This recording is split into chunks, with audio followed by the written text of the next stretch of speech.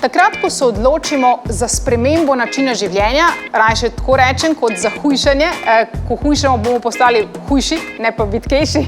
Tako da je treba v bistvu izločiti tista živila, ki so najbolj problematična. Vem, da je to včasih dosti težko, zaradi tega, ker ravno ta živila povzročajo močno odvisnost. Tukaj seveda govorimo o sladkorjih, o predelani hrani, o izjemno mastni hrani in tistih maščobah, ki za nas niso najbolj zdrave.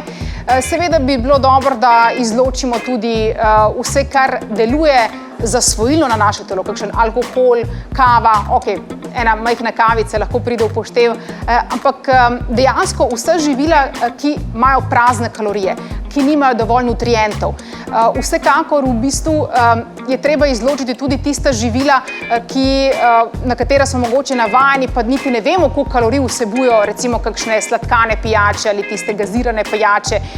To so stvari, ki jih lahko tako izločimo. Vem, da je zelo težko, sladkor je zelo problematičen, ker izzove resnično zasvojenost na kemični ravni, ker so tudi delali raziskave, to zmeraj omenjam, na podganah, in ko so podgane navadili na kokain in na sladkor, in ko so jim dali izbiro, ali bojo vzeli kokain ali sladkor, so se nažalost odločili za sladkor. Potem vemo, kako je to močna zasvojilna substanca, direktno deluje na naše možgane in v bistvu vpliva na tak način, da se sprošča dopamin, s tem se ustvari občutek ugodja v telesu, ampak tudi zato seveda imamo rešitev, tako da vam lahko pomagamo spet za tiste, ki nimajo drugih opcij oziroma se ne znajdejo vsaj na naših svetovalnih uricah.